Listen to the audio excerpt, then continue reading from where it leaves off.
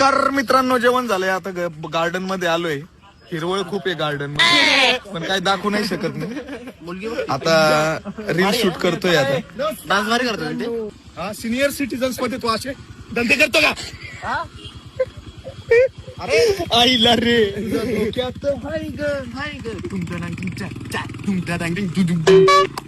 पहिला सीन झालाय. आता दुसरा सीन शूट करायला चाललोय. नेक्स्ट डे कपडे वगैरे चेंज करतो. आणलेले नाही, बघतो इथं कोणीतरी देतय का नाही, बघून भीक मागून.